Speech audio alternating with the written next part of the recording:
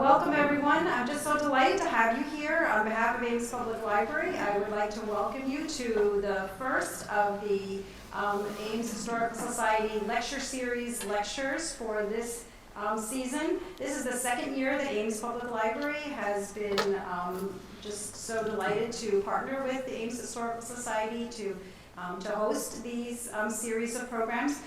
So I'm just really thrilled to be here this evening. I want to mention that the library is also partnering with Ames Historical Society and other local partners to host an exhibit which is up on the second floor about German Iowans and the global Midwest. I should take my time. And so I invite you to take a look at that before it leaves our premises on April 3rd. And there is a lot of additional programming that we hope you will choose to attend as a part of that series and all of the other things happening here at the library. So again, thank you for being here. I welcome you. And at this point, I'm going to introduce a very special person from Ames Historical Society, Kathy Speck, who will make the next introduction.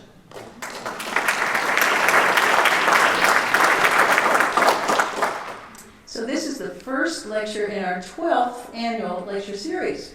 So we've been telling stories for quite a few years now. If you've not already turned off your cell phone, please reach down and do that. Now I know that a number of you signed the little door prize slip on your way in, and we have four door prizes tonight. The first one will be both of Doug's previous lectures on DVD.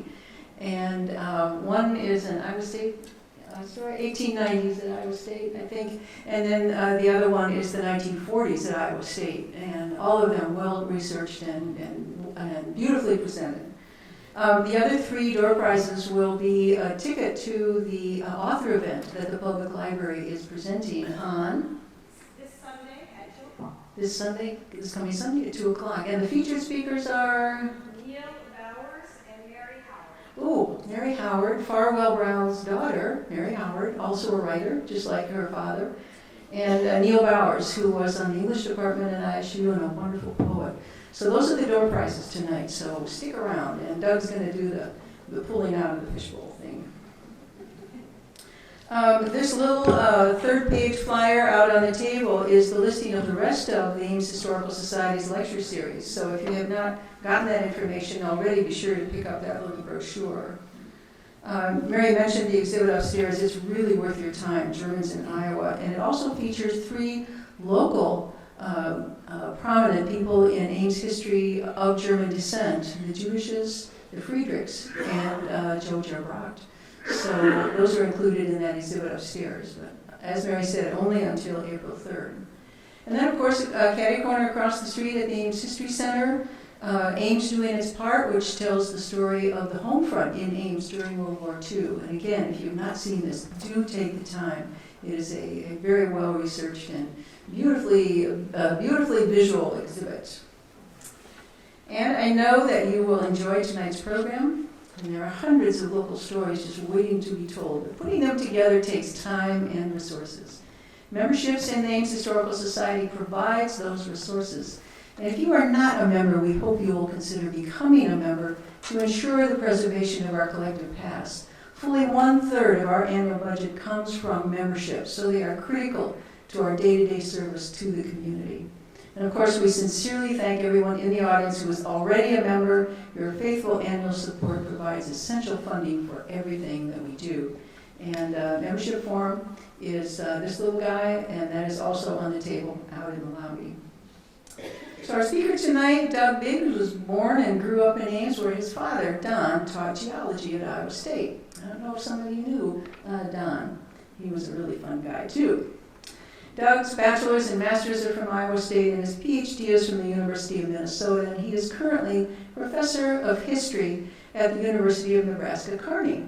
So he commutes a little bit during the course of the week.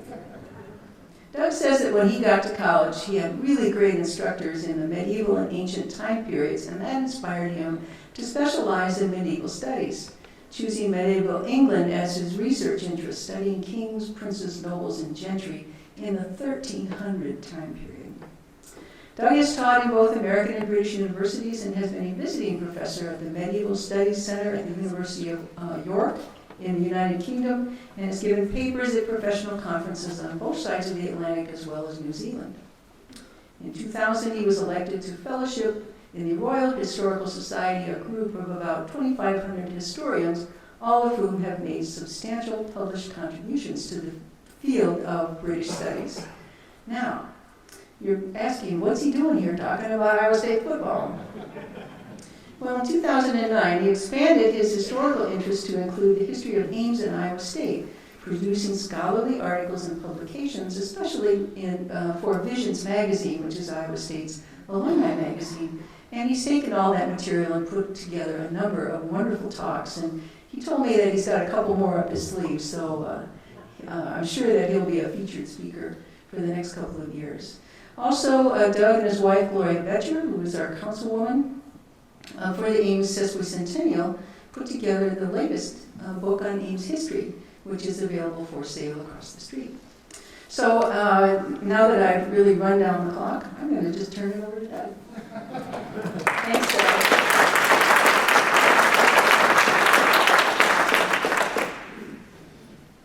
Thank you, Kathy, for the very, very kind introduction. Before I begin, I would like to thank the Ames Public Library and the Ames Historical Society for asking me to do this and putting up with me for another year. I would also like to thank Alex for all of his work and helping me with some of the photographs for this, but most importantly, and last but by no means least, Becky Jordan at the Iowa State University Library Special Collections, who has been instrumental in helping me find a bunch of these photographs that you're going to see tonight. So thank you to all those folks. On Friday, October 2nd, 1896, the football team from Iowa Agricultural College, as Iowa State University was then known, entered Rollins Field in Columbia, Missouri, to take on the Missouri Tigers. On paper, the contest could not have been more uneven. Missouri, a major Midwestern university with over 1,000 students, had begun organized football in 1890.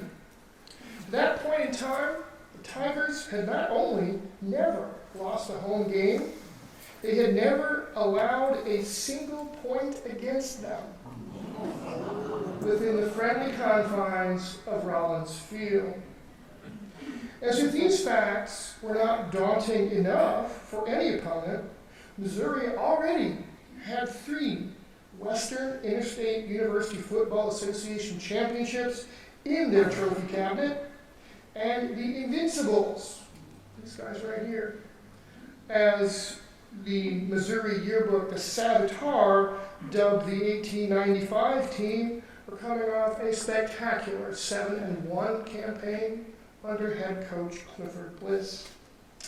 By comparison, IAC was perceived as an insignificant agricultural college with only 496 students that had started its football program in 1892 with what the Des Moines Capital, the newspaper, called a clumsy aggregation of bone and beef.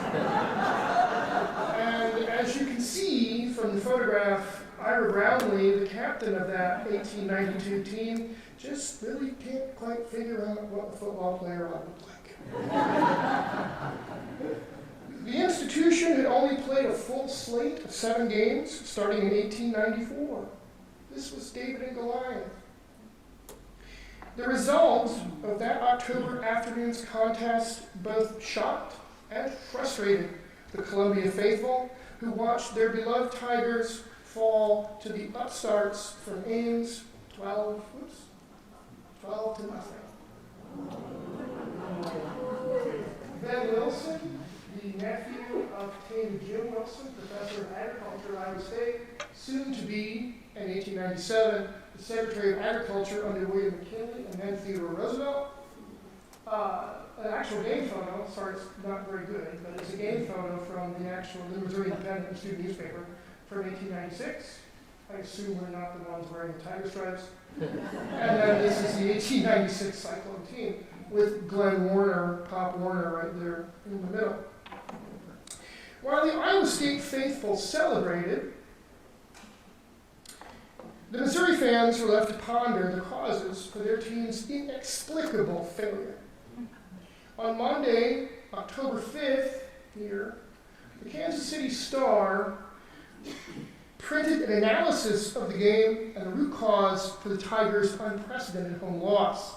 The Star noted that IAC outweighed Missouri by 10 pounds or more on every position across the line, and that the Cyclones had been practicing since July 27th, whereas Missouri had only allowed about 2 weeks practice before the game.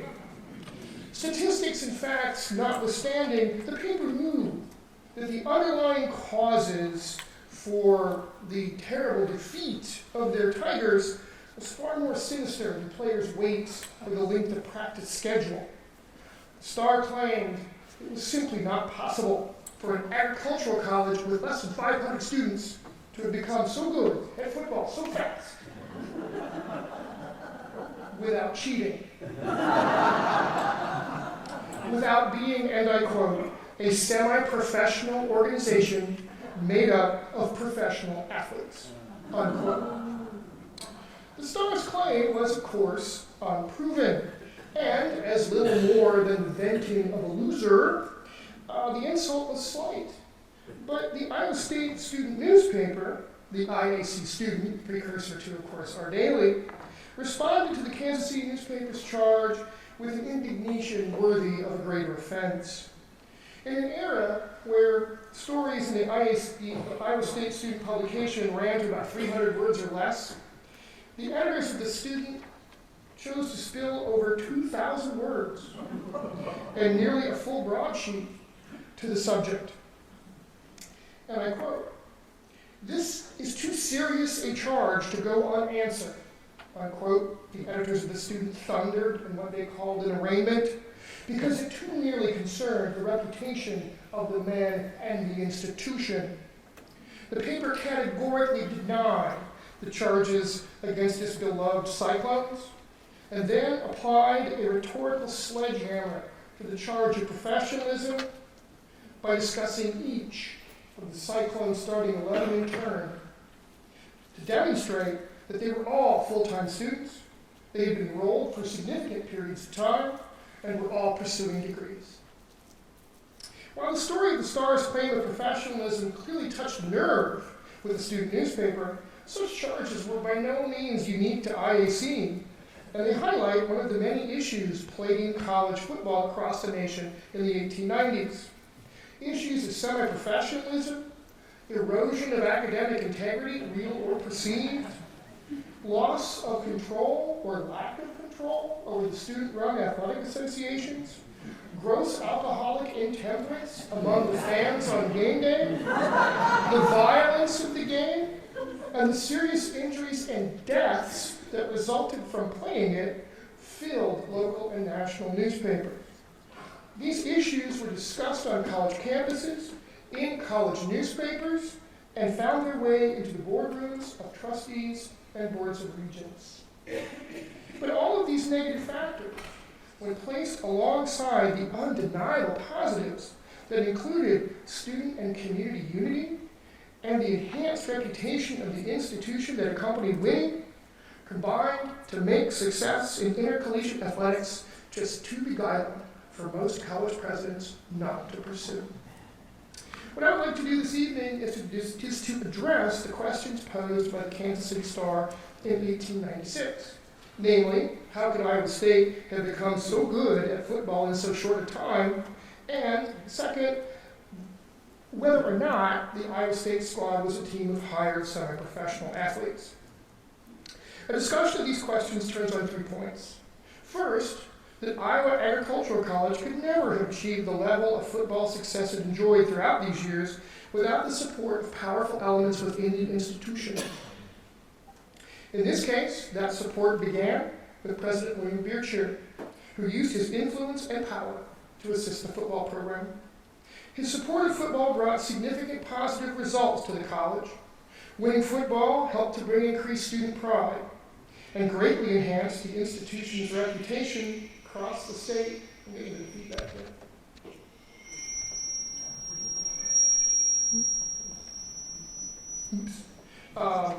Greatly enhanced Iowa State's reputation across the state. There they go. And fueled by state newspaper coverage that covered Iowa State football as well as Iowa State academic success. Second, even when members of the faculty attempted to control athletics and institute a college policy intended to make student athletes students first and correct other abuses they found in the system, the support of the president for football and the independence of the Student Athletic Run Association proved unconquerable. Finally, I want to take a little bit of time to address the Star's accusation of professionalism.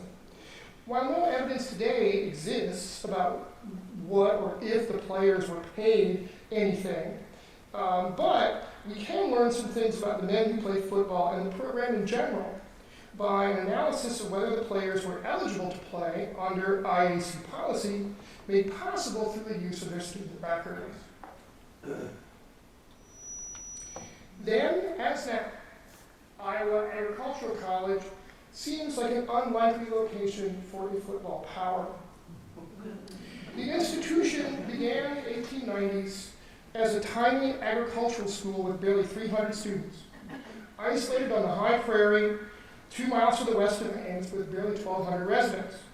The preceding decade at the institution had been an extremely difficult one, and between 1883 and December 1890, the college had seen no fewer than 4 presidents. The faculty were deeply divided over a myriad of issues, from student conduct to curriculum to daily chapel attendance.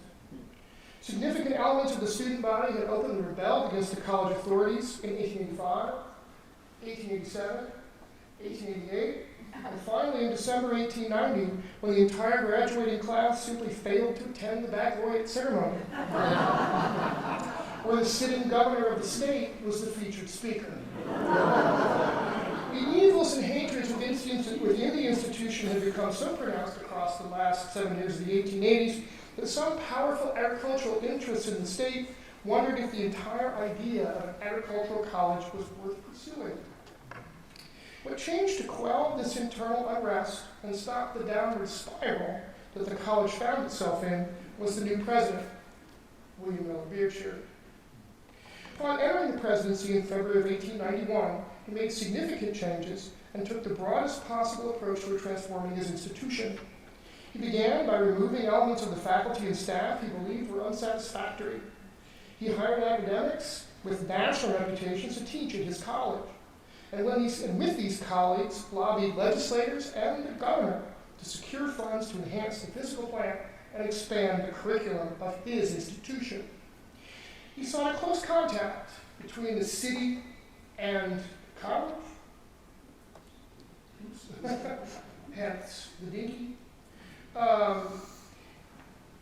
because he knew that a favorable relationship between city and college would benefit both. He also knew that he had to raise awareness about his institution and the reputation of his institution in the minds of average Iowans in both towns and farms. And to this end, the president traveled the state, often giving 100 or more lectures per year, extolling the virtues of his institution and its work. But Beardshear could not physically reach every small town and farm across the state and the region. And he knew that athletics was one of the most public and most important pieces in making IAC known and respected and revered in the minds of students, alumni, and the general public. It was no secret that William Harper, the president of the University of Chicago, had hired Alonzo Stagg, great football coach, to lead his university's athletic department, to bring notoriety to his university. Like Harper, Beardshear knew that football was immensely popular, not only among students, but among the general public. And fielding a winning college football team, even at this early point in the history of football, symbolized legitimacy for himself and his institution. Beardshear began his quest for IAC's academic legitimacy, if you will, with the physical plant. because of course you got to have somewhere to play. In 1892, he received $200 from the Board of Trustees to build a state-of-the-art athletic ground. These were finished just in time for the 1894 IAC Field Day in May. And I just read this afternoon on my NFL app that, when is it, Las Vegas is going to spend $6.7 billion to build their new stadium. So $200, $6.7 billion. Even with inflation, it's not bad. By 1895, the athletic grounds expanded to 12 acres. And by 1896, the students in the daily newspaper commented on how well kept they were and how proud of them they were. While Beardshear promoted all athletic programs, he was especially fond of football. His public support for the gridiron took many forms. He often traveled to away games and would be found in the stands among his own students. And while Beardshear did not scrimmage with his players, the way the president of Florida Agricultural College, now Florida State University, did in the 1890s, when Beardshear was at home, he would, in the late summer and early autumn, he made it a daily ritual to sit in the long grass of the practice field and watch the Cyclone scrimmage. He would often stop football players that he saw on campus and discuss the finer points of plays and practice with them. Beardshear's careful tending of his football team may even be seen in how he used his influence to help the football manager in setting schedules for his team. In those days, it was the manager's job to go and get teams to play. And for example, in 1896, when Simon Tarr, right here, who played right guard, went to Des Moines with George Steelsmith, the team manager, to secure a place to play Grinnell in Des Moines in November, it was William Beardshear himself who wrote him an excuse to get out of all classes for Monday, September 28th. I mean, can you imagine going to get a note from Stephen Lee? It's that level, But this was not all.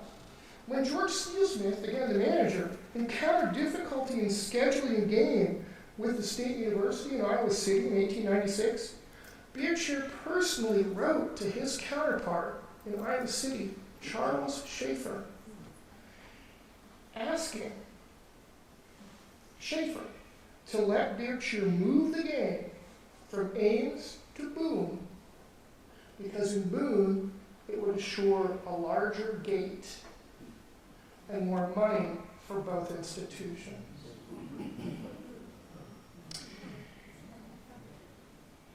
When student spirit for football was, as according to the Iowa State University Agricultural College student, was peacefully slumbering in 1896, according to the newspaper, Beardshear held a special chapel that was required of all students. And in the space of 15 minutes, and again I'm paraphrasing the student, took the slumbering spirit by the nape of the neck and shook some life into it. Beardshear even used his own private secretary, Mrs. Ms. Elizabeth Saylor, right here, personal assistant, to make the rounds of faculty offices, seeking subscriptions, and I think everybody knows that subscriptions is just code for money, to support the football team. Can you imagine having the president's secretary knock on your door and say, "Oh, hello, how much contribution can we expect for you?" It would be pretty darn difficult to say no. Presidential support of football set the tone for many of the faculty to follow. Edgar Stanton, professor of mathematics, here in the middle, attended away games and showed the elation or the depression of a freshman at the outcome of the game. Milliken Stalker, professor of veterinary science, and General James Rush Lincoln, head of the Officer Cadet Corps, predecessor of the ROTC, gave public lectures and donated all of the proceeds to the Student Run Athletic Association. As Beardshear knew, again, a close relationship between the city of Ames and the community meant success for both college and city. And as the city and the college became one in the 1890s, the civic community itself lent support to IAC athletics. Some things don't change. For example, when the Athletic Association found itself $600 in debt in 1895, they held a meeting downtown with community members, faculty, and students, and raised $495 toward clearing that debt in just one evening. The Athletic Association continued to hold fundraisers, bake sales, dances, etc. in Ames that attracted students and townspeople alike. Local newspapers were not shy about encouraging everyone to help the Athletic Association, and I quote, in every possible way, because athletics, quoting the Ames Times, is a very important feature of college work. The Intelligencer, the other newspaper in Ames in this period, noted on November 8, 1896, that the upcoming game between IAC and Panora, quote, had been arranged purposefully for the city folks, and they should respond accordingly. And, as you can read in the newspapers plainly, downtown businesses regularly advertise their large selection of IAC. Yet, all the student, faculty, and community support that Beardshear worked so hard to harness would have been meaningless if the team on the field did not win. And Beardshear supported the idea early in his presidency of hiring professional coaches to bring a higher athletic standard to his football team. In 1893, IAC hired its first professional coach, William Porter Finney, who had made a name for himself by playing for 3 years at Purdue, and he was team captain his senior year. Under Finney, the boys from Ames could only muster a 3-game schedule, and they finished a disappointing 0-3-0. But in 1894, IAC found a more energetic coach in Bert German, a student, then still a junior, who, by his own admission, and I quote, was studying mechanical engineering but majoring in football. German recruited players, made travel plans, and served as the president of the Athletic Association, which meant he handled the money and kept the accounts. Exactly where and how he got his players is a mystery, and it is likely always to remain that way. IAC's Athletic Association, like so many across the country, hid their money and their modus operandi from the college and or the university authorities, usually with the institution's blessing. German took charge of the IAC football program just as the Depression following the Panic of 1893 reached its steepest point, leaving, by some estimates, 18.4% of the entire workforce unemployed across the nation. With so many unemployed young men with nothing to do, especially those who were athletically inclined, would ride the rails in these years, and they played football or baseball, often being paid for room and food, and sometimes they even received expenses. Often they stayed for only one season, or a game or two, before moving on to greener pastures, and many were never enrolled in the institutions that they represented. German's work brought significant results and allowed IAC to put together a full 7-game schedule in 1894. They stormed through the state with a 6-1 record, laying claim to what they called the mythical Championship of Iowa, much to the delight of the IAC faithful. But perhaps the most important work of German's aspect as manager and recruiter was that a great number of his 1894 recruits stayed and played for 4 years. While other schools relied on vagabond athletes to supplement their squads and bring them momentary flashes of glory, IAC found a core of players who stayed together and thus provided a rare blend of veterans and newcomers to make IAC football a success. While German had proven himself an effective coach and manager, in 1895 the institution chose to change the paradigm by which it had thus far operated.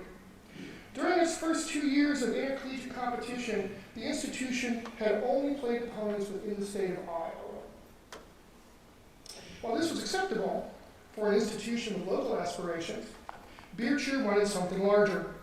In 1895, IAC greatly enhanced its schedule by traveling to play some of the most significant football powers in the Midwest: Purdue, Northwestern, Wisconsin, and Minnesota.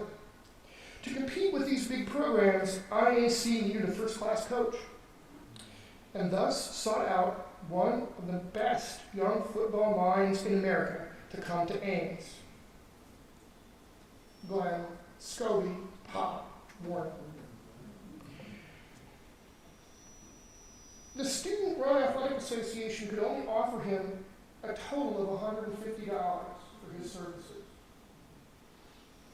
But, as Warner figured, coaching was his dream. And since IAC was his first offer, and he didn't seem likely to get any others, he took it. But Warner coached the team for only part of the year, from July to September, when he departed for other coaching duties.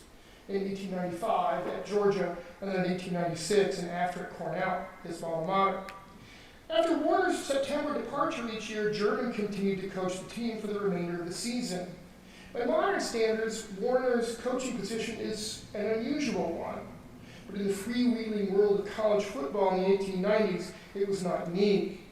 Warner wrote that as a coach, he was nearly as raw as his players. None of them had played football before coming to college.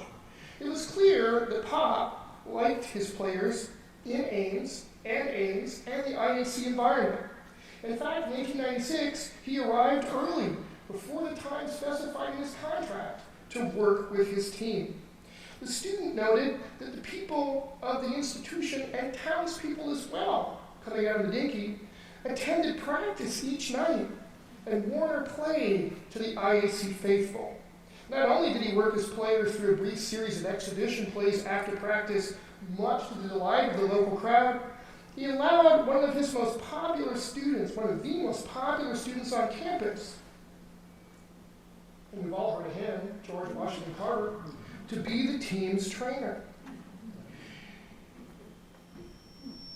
Warner worked his players hard for the weeks he was in Ames each year, and there's little doubt that Pop's methods were perhaps more drill instructor than coach. He was a strict disciplinarian and organizer, and he combined foul language and verbal abuse to get his points across to his players. But the student thought him, and I quote, a master of scientific theory and practice of football, without peer in nation, east or west. Now, there could be no doubt of Warner's efficacy of his teachings, and that the Cyclones responded very well to what he taught them. Perhaps the greatest lesson, as Bert German learned, and as Bert German remembered, was learned by the 1895 team, whom Warner convinced they were capable of defeating a powerful Northwestern team, which they did 36-0 in Evanston. After that game, Bert German remembered, this team was practically unstoppable, and they were. While modern authors like Dave Redson, the Big Ten Network, claimed that IAC was considered a second-tier opponent in these years, noteworthy contemporaries disagreed. State and regional media followed the Cyclones closely, and George Downer, a major sports writer for the Chicago-based sporting magazine Outing, an illustrated bi-monthly magazine of sport, travel, and recreation, noted in 1896 that IAC was the best team in the state, bar none. It was purely the insult of a rival for the old gold of Iowa City to refer to Iowa State as Ames Farmers College in 1897. And I thank my colleagues at Special Collections at the University of Iowa for this, because this is actually in the U of I's collection. And I think this is a wonderful thing, because the Cyclones had beaten Iowa City in 1895, didn't play in 96, they tried to come in to work. In 95, Iowa State had beaten them like 24-0, and they wanted revenge. And you can see, Captain Walker of the football team will walk among the products of the Farmers College and mow them down, et cetera, et cetera. And, faculty, students, alumni, and citizens must be there, et cetera, et cetera. Half holiday in all departments. Can you imagine taking off a half a day to go and watch a football game? But that's how important this was.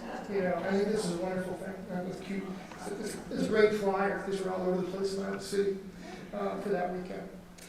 The numbers led credence to George Downer and his claims.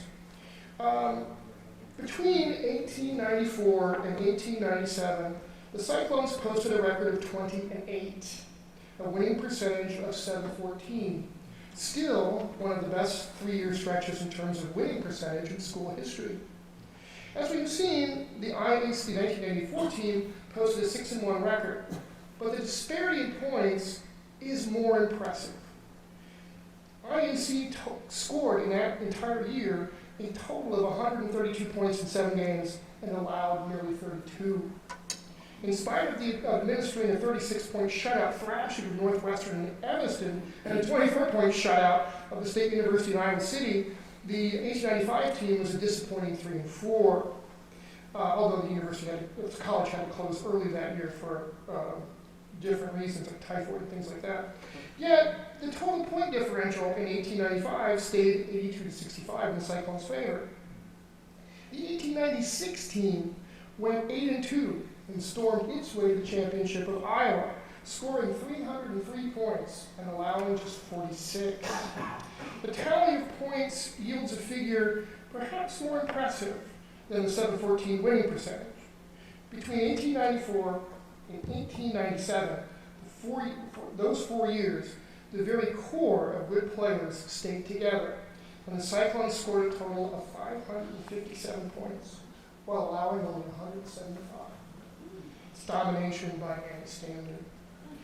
The Ames newspapers noted the Cyclones' success and packed the stands. And the paper reminded their readers that celebrations like the one following the Missouri victory in 1896 demonstrated, and I quote, that the election of the president is not half so important as a football victory. Newspapers from all over the state carried a variety of stories on IAC victories. Winning football, however, did have its downside. And I just want to give you one example. Then as now, not all fans who were in attendance conducted themselves in what we call a gentlemanly way. And in 1894, on October 3rd, Ray Porter, an Iowa State student, found himself suspended between October 3rd, 1894 and February 26, 1895 for drunkenness and disorderly conduct while in attendance in the football game at Grinnell from Beardshear himself. While Beardshear actively supported athletics in general and football in particular, he also knew that, and to quote him, football athletics needed to be properly controlled by the institution. But exactly what that meant to the campus community changed over the decade. By 1894, it was clear that influential elements in the faculty had had enough with the Student Athletic Institution Association, and it needed faculty oversight. By its own admission, the institution, IAC, had paid players to play baseball in 1893. And this sort of professionalism that these faculty felt was throughout athletics had to be stopped. In March 1894, the faculty appointed a committee of 3 to look into the matter of faculty supervision over athletics. The leader of this committee was George Bissell. Okay? George Bissell was professor of mechanical engineering and a self-proclaimed believer in what he called, and I quote, purity in athletics, unquote.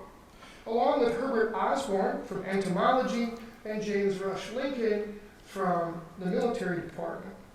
The committee drafted a resolution that included a number of provisions, such as, and I quote, persons not students not be allowed to play with any IAC athletic team or represent IAC or any part of IAC in intercollegiate athletic contests, and that no student of IAC be permitted to take part in intercollegiate athletic contests who is not pursuing with credit at least 15 hours of college work per week in one of the regular courses, unquote.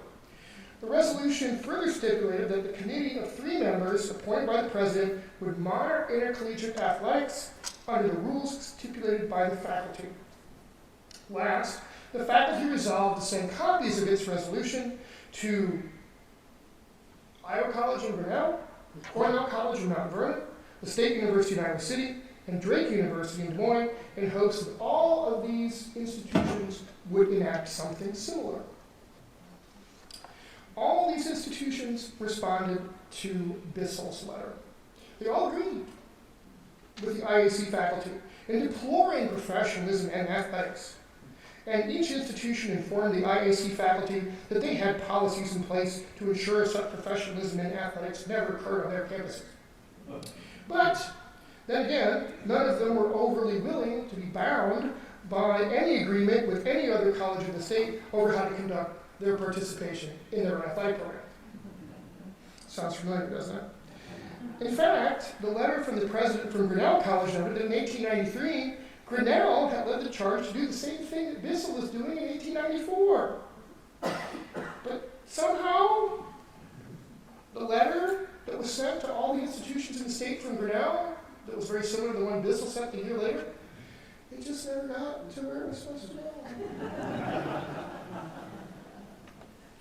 Unlike the Grinnell Initiative in 1893, however, Bissell's attempt to establish a set of statewide rules of athletic conduct in 1894 did gain some traction. In December of 1894, the athletic committee of the college section of the State Teachers Association, of which George Bissell was a member, passed a series of resolutions calling on every institution of higher education in the state to ensure that all students, and I quote, have fair scholarship in order to be eligible to play, unquote, and that all team members, and I quote, are bona fide students of the colleges they represent, unquote, and last agreed to suspend, and I quote, all intercollegiate games of football in our respective institutions until the accepted rules and safeguards of the game shall be modified as to make it proper to be played by gentlemen, unquote.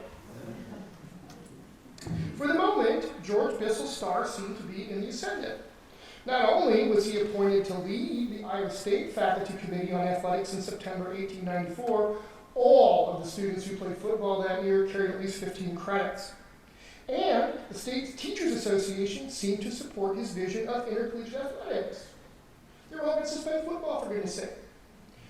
But, as the Ames intelligentsia knew, that, well, the resolution passed the Teachers Association, and I quote the newspaper, it was a hard slap for the football enthusiast. It was not much more. Because football, and I quote, had too firm a hold on the college student to be much hurt by the passing of resolutions at teachers' associations, unquote. Time proved the accuracy of the intelligencer's predictions, and Bissell's vision of purity in college athletics proved too decisively neat and too deceptively narrow.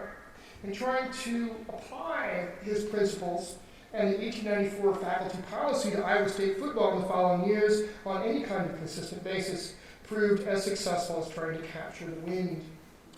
Less than 1 month after the IAC faculty tried to address this issue of professionalism in athletics and mandating that student athletes be students first, the faculty granted a petition to all male students, the faculty granted a petition from the football team that they be excluded from military drill required of all male students so they could attend practice. The faculty minutes do not reflect any faculty appointment to the athletic committee in 1895, again, probably because the institution closed early, but questions were raised that year about whether or not the athletic association was actually following the rules. While the committee was formed to actually look into this in 1895 in the autumn, there are no minutes that ever reported back. And again, probably the early closure that year, made this kind of a moot point. From the number of credits the football team registered for in 1896, it seems clear that faculty oversight of college athletics had eroded over the 2 years from 94 to 96. The collaboration between the Athletic Association and the civic community in holding fundraisers, combined with faculty support of athletics and the presidential support for football, simply proved unconquerable. The IAC faculty minutes clearly demonstrate that the faculty never rescinded its 1894 policy on athletic eligibility, but after 1894, it is clear that nobody bothered to enforce it. By the late summer of 1896, George Bissell had become so discontented with IAC athletics that when he received Beardshear's appointment to head the faculty athletic committee, he simply refused to serve. Bissell became so disaffected with IAC football and its abuses as he perceived them that in August of 1897, he told the president in a letter that he would, and I quote, give neither financial nor moral support, unquote, to the football team, quote, so long as managers resort to schemes for getting players that as are exemplified in the cases of Parsons and Van Campen, unquote. As a faction of the faculty who expressed devotion to purity in athletics lost control over the athletic association, the football team continued to rise in prominence and power. And 1896 was a year of great expectation in Ames. In October, the Des Moines Capital printed in its pages what Cyclone fans already knew, and I quote, but never before in the history of the institution has such a first-class galaxy of players been assembled. As to the Kansas City Star's charge about the Cyclones being a team of semi-professionals, a great many things may be said. The line between professional and amateur throughout the country in the late 19th century was not always a clear one, and it was no different in Ames. Given that the financial records of the Athletic Association cannot be found and likely may never be recovered, it is impossible to ascertain whether these men ever received pay for play. Perhaps the 96 Cyclones were not a team of hired semi-professionals, but by the institution's own standards, it did possess a significant element of ineligible players, even though, again, by 1896, nobody was enforcing them. A total of 25 men can be identified as playing football for IAC in 1896. 11 of these met the college standards for participation passed in 1894 by the faculty by carrying 15 credits or more that fall term. 4 of the 25 were under-enrolled, carrying between 5 and 14 credits, yet there were 7 more who were simply not enrolled that term, and 3 more who were never enrolled at all. Thus, applying the 1894 IAC faculty policy to football to determine team eligibility for 1896 demonstrates that 44% were eligible to play by faculty policy. But 14 of the 25 men who played, or 56%, were ineligible to participate in college athletics.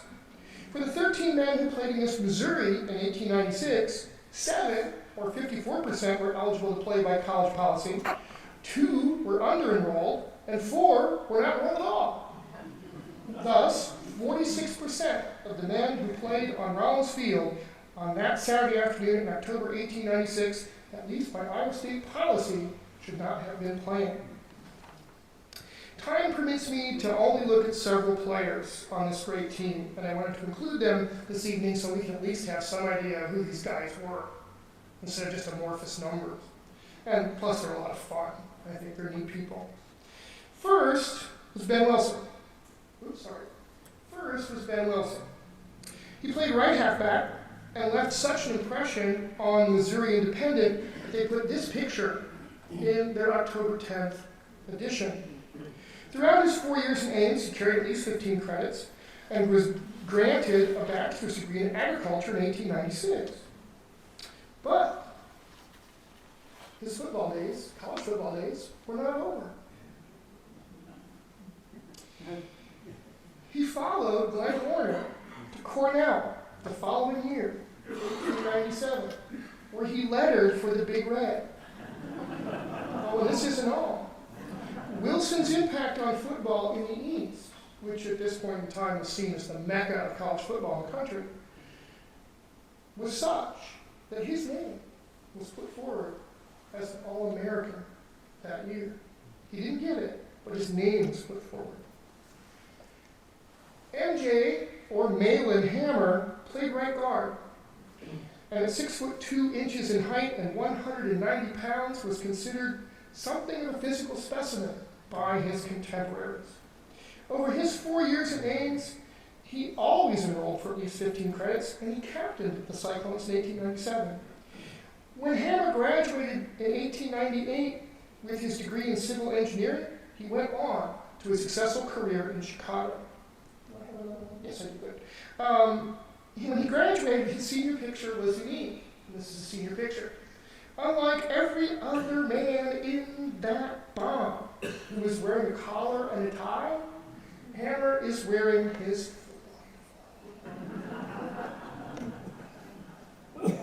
and the caption for him that year read, Welch Literary Society, a champion football player and general overseer of the dining room. This is one of my favorites. Maitland Van Campen was one of those under-enrolled students in the fall of 1896. Van Campen, who went by the nicknames Van and Babe, played center in the run-only offense of the day, and was seen by his contemporaries, and I quote, as the anchor of the team, unquote. At 6'2" and 220 pounds, the farmer giant, as the Iowa City newspaper, the Vedette Reporter, dubbed him in 1895, towered over his opponents and outweighed every Missouri player on that day in October 1896 by at least 20 pounds. In 1896, the IAC publications claimed that Van had never met his superior and but few equals at his position. In 1897, he was one of the 2 men named by George Bissell as being especially, in Bissell's opinion, abusive of intercollegiate athletics. The yearbooks and the college catalogs listed the Babe in his first 2 years as being part of the engineering course. And the students' arraignment, the answer to the Stars claim in 1896, said that, and I quote, Van Campen was and is now a regularly classified student, period. But college documents tend to support Bissell's view. In 1894, Van Campen enrolled for 20 credits in the first or spring term and 16 credits in the second or fall, where he was listed in the yearbook as being part of the civil engineering course. But it seems that Van Campen had little interest in obtaining a degree. And in 1896, the catalog listed him as part of the special course in dairying. At the end of the 1896 academic year, Babe received a 1-year certificate of proficiency in dairying. But in spite of receiving his 1-year certificate in 1896, his football days were not over. He played the entire 1897 season, and the IAC in the catalog listed him as being once again enrolled in the 1-year dairying course. Now, I am not here to suggest that dairying is the equivalent of the mythical bachelor's degree in underwater fire prevention, but it does give one pause to consider how a student can spend 4 years in college and emerge with a 1-year certificate. After leaving IAC, Van spent his working life on the railroad in Utah. And I'm very, very grateful. This is from Dennis Van Campen, Maitland Van Campen's grandson. This is a picture that's taken of him in 1932, and he died in 33. So he, has kind of a steely glaze. The last guy that I want to talk about is William Wynn Parsons. Come on, there you go. Parsons was the second player to receive George Bissell's 1897 approbation by name as abusing athletics. Wynn came to IAC in 1894, taking 15 credits his first term, and then 17 credits his second. Then he enrolled for 10 credits in his third, and 8 credits in his fourth. And you can kind of see where this is going. Parsons was not enrolled at all in 1896 or 1897, but played football throughout both of those years. After his playing days were over, this is what I think is very interesting, he drifted to Alaska, where he operated a trading post in the Klondike. In 1921, he found himself in the chaos of post-Tsarist Russia, running a fur trade business in northeastern Siberia. The Soviets, godless communists that they were, took away his business and threatened his life. And then Parsons fled to sea in an open boat to be picked up by the Coast Guard cutter Bear off the east cape of Siberia. After his Alaskan adventures, Parsons decided it might be better to go do something a little bit safer. And he settled in Oakland, where he became a successful businessman running a bar and pool hall. What conclusions, as I want to sum up here, can we draw from our discussion this evening? First and foremost, it may be seen that President William Beardshear used intercollegiate athletics and football in particular to build a positive impression of his college across the state and the region, which aided IAC much in terms of reputation. Second, it may be seen that IAC football was no different than any other program in the country in the 1890s. Players flowed freely in and out of Ames, and Glenn Warner took some of his better IAC players with him to other jobs, taking Richard Blanche to Georgia in 1895, and as we talked about, taking Ben Wilson to Cornell in 1897. Third, that even though the IAC faculty sought to identify and rein in athletic abuses as early as 1894, these policies proved unenforceable. When the college president used athletics to help increase the reputation and standing of his institution in the mind of the public, attended practices, traveled to away games, pressured the board of trustees to find funding for football, and even sought subscriptions for football with his own personal assistant among the faculty, there really wasn't a whole lot that they could do. Well, his commitment to purity in athletics may be perceived as laudable, George Bissell's. Given the reality of the situation in front of him, George Bissell reminds me, as a medievalist, of one Margaret of Winchelsea, a mythical medieval English washerwoman who went down one day to stem the incoming tide with a mop and a bucket. Fourth and finally, I think it can be argued, and I think it can be argued strongly, that the benefits of playing football far outweighed the disadvantages in the 1890s.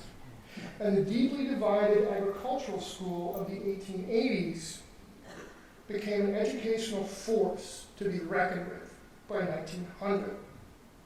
This is in no way to suggest that IAC athletics or cycling football was alone responsible for the institution's rise to prominence. There's also no doubt that they played their part in that process. Still Persons, and I'll end with this, I think it's a good quote. Still Persons, an historian of the University of Iowa, the enemy down the road, noted in his discussion of the 1890s, he thought quite a bit of IAC, and it benefited greatly from William Beardshear's strong leadership. And he concluded, and I quote, "In no other state where the state university and the agricultural college were separately organized did the latter achieve equality of status, both locally and nationally, with the former, as that enjoyed by the Iowa State College." Thank you.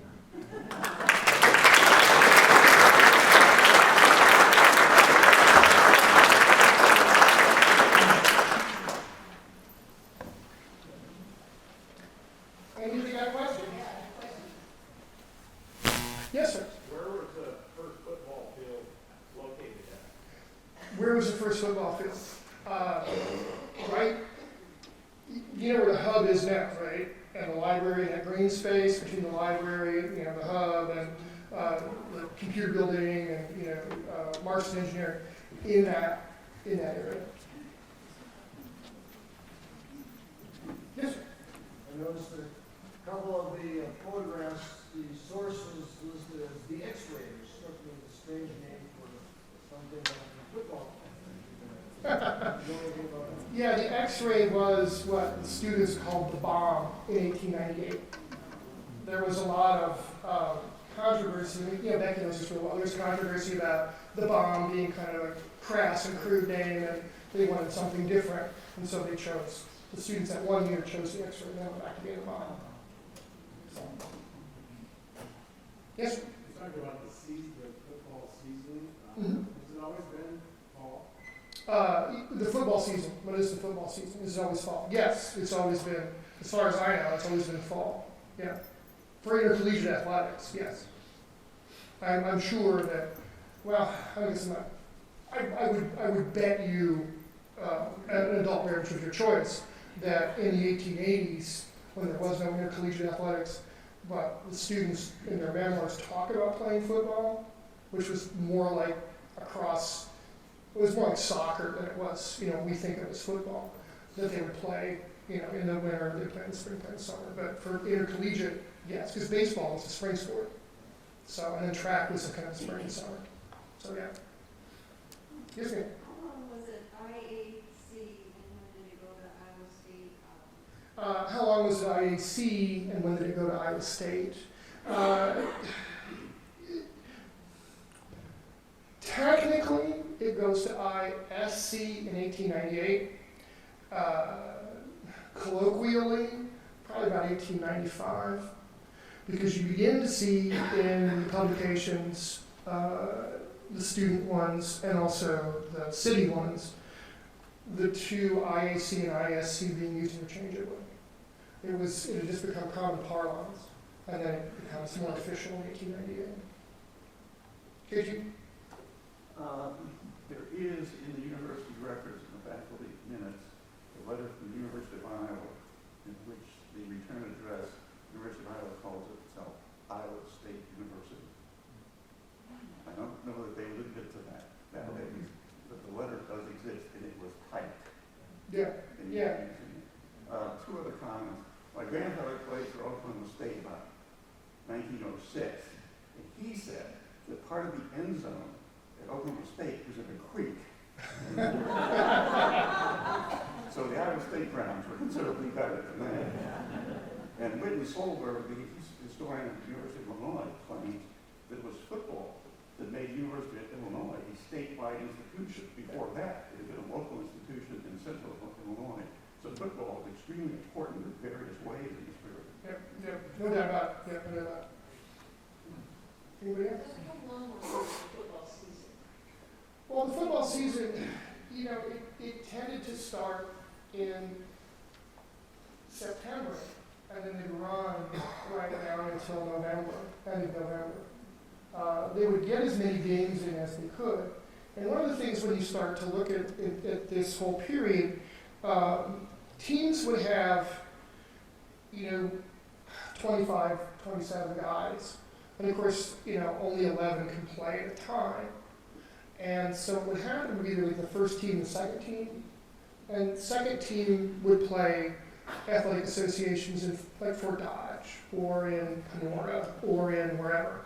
And these would be kind of second tier teams that the good players wouldn't want to play with, because there was a lot of fear, especially with good teams, that, well, like now, we always see this. What can I think of as a good example? This just happened this year with a bunch of the college guys. Teams would go to bowl games that are not in the Final Four national championship race, and really good players, juniors or seniors especially, but sometimes even sophomores, a couple of them are sophomores, they just wouldn't play in the bowl games because they didn't want to get hurt. And why would you want to blow out your ACL in a meaningless bowl game if you're Florida State because you're not in the national championship party? Because then you'd never get your millions of dollars to play, blah, blah, blah, blah, blah. And it's the same thing here, because I know, because I talked to his grandson, Van Campen would not let his son, Dennis's dad, play football. Because Van Maitland said, he told his son over and over and over again, if you play football, it'll ruin your knees, look at me. And I know, because it's in the newspapers, it's in the day long, the day of the Iowa State Student. It's in the Student, because these guys covered the stuff like you guys cover Iowa State football now. They have him not playing for 2 or 3 weeks before the championship game in Grinnell in 1896 because his knee got banged up. And they wanted him as much close to 100% as possible for the big game. So, again, if you just imagine this is a color picture and he's playing on Jack Trice now, there's really not a whole lot of difference in the way things worked. So, go ahead. The uniforms or the football gear really wasn't very protective.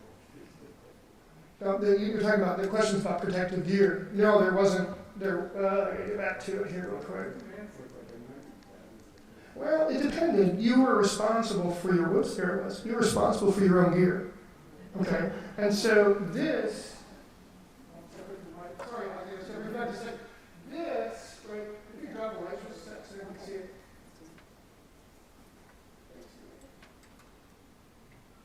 This thing right here, does anybody know what that is? Yep, exactly right. Thank you very much. And so you have this leather nose piece, right? And that's really about it. Some guys, like Steve and I, used to wear kind of some padding, right? But has anybody watched professional rugby ever? You know, it's kind of like what this is. It's really, really rough. And, you know, people that played this game in the 1890s, not all of them, obviously, but there's probably too many, they died playing this game of football. And one good example I give you, one good story I can give you, in 1896, in October, same month these guys were beating the crap out of Missouri, Doane College in Nebraska, okay, small liberal arts college today, right? Well, in those days, there wasn't any NCAA, and there was no difference really between the institutions. Anybody played anybody. They ran down to Lawrence to play Kansas. And, you know, in those days, the offense was all run-oriented, and it was all flying wedge. And all the linemen would literally lock arms with each other, and the quarterback would be usually one very small guy, like, you know, Damon here, who weighed 150 pounds, and then he'd tuck in behind all these big 6'2", 6'3" guys and just run down the field. And on this one play, where Doane played Kansas, the only thing between that wedge of men with the football behind it and the goal line was a 145-pound quarterback playing defense. And he's standing at the goal line, or right near the goal line, and he just gets run over. And, you know, they help him up. He's like, how you doing? Oh, I'm okay, coach, let me in, you know, put me in, coach. And, you know, they wouldn't let him in because he had all the signs of a classic concussion. And actually, it wasn't a concussion. He had bleeding in the brain, and he died. And, you know, this was such a terrible tragedy for the small college of Doane that they suspended the rest of their season. They cashiered football. They said, we'll never play football again. The trustees, you know, took a resolution. They said, this is it. We're not playing football again. We're done. Because we can't have this happen to one of our students. Well, imagine if it's your own kid. I mean, come on, Ryan, what do you do? I'm sorry, your son was killed playing football. You'd be like, you know, you'd be screaming bloody murder. So, does anybody know when Doane played football again? In 1896, he swore they'd never played again. When did Doane start playing football again? 1898. Because, you know, again, the impetus, and I don't know, I mean, I don't know what it is, but the impetus to play this game, then as now, was so great. But there was nothing that was going to stop people from playing that. Nothing. Yeah. We'll go back. Yeah, sir. Yeah. How long did it take you to research all this, and why did you start? How long did it take you to research all this, and why did I start?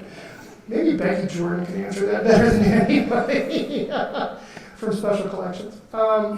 This, actually, to be quite honest, this is from an article that I wrote on the dinky for the Annals of Iowa. And, you know, to do that, I just trolled through the microfilms of the Iowa State Daily, the Iowa State Student. And you troll and you troll and you troll, and you're looking for, you know, one thing. In that case, it was the Ames and College Railway, blah, blah, blah, blah, blah, you know.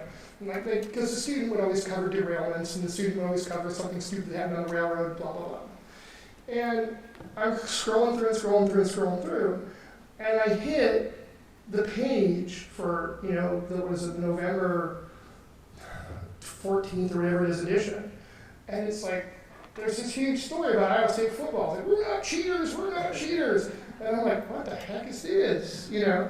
And I wasn't looking for it, but I just filed it away under this is something that I want to look at down the road. And so that's, that's the way research works for me anyway, as I find something that's interesting. I bet Anthony, you probably have the same kind of, thing that happens to you when you're doing history. It's like I'm working on this, but I run across this, and it's like I'll just file it away in another file over in my computer, and then I came back to it. So how long did it take me to do this? Boy, let's see. To me, this is one of the things that just wrote itself. Some articles I have, especially when I do articles in the 14th century and 15th century, they take a little bit more work. You gotta think about it, you gotta do a bunch of research, you gotta go to the UK and do all this and do all that. But this one really wrote itself because I had the rhetorical core of my paper immediately, which was the Kansas City Star's claim. How do you guys become so good so fast, and how do you not cheat? So that's what I just answered those questions. And it worked to a degree. So, in the front, sir, yes. Good. I was wondering if they wore helmets. I've never seen a picture. No, not this early. Mm-mm. And they grew their hair long. They grew their hair long, yeah. Yeah, they grew their hair long. Also, the ball is like a rugby ball. Yes. Yes, it is. Oh, yeah. We were asked about the rugby ball. The football is more. Oh, keep that. The football is you have to kind of shot put it if you want to throw it, but it is more like a rugby or even more like soccer ball. Yeah. Mm-hmm. Oh, the helmet. And yes, were there helmets? No, these guys didn't wear helmets. So it's what is it, ESPN 8, I think, or ESPN 7, one of the millions of ESPN channels. They have Australian rules football, if you've ever seen that, which is like football without any padding. And it's really violent and it's really dangerous. So, that's in some ways, that's what these guys had to play. So, anything else? Are we, oh, goody. They mix them up really well and then you can draw 4. Is mine? 4 of them? 4.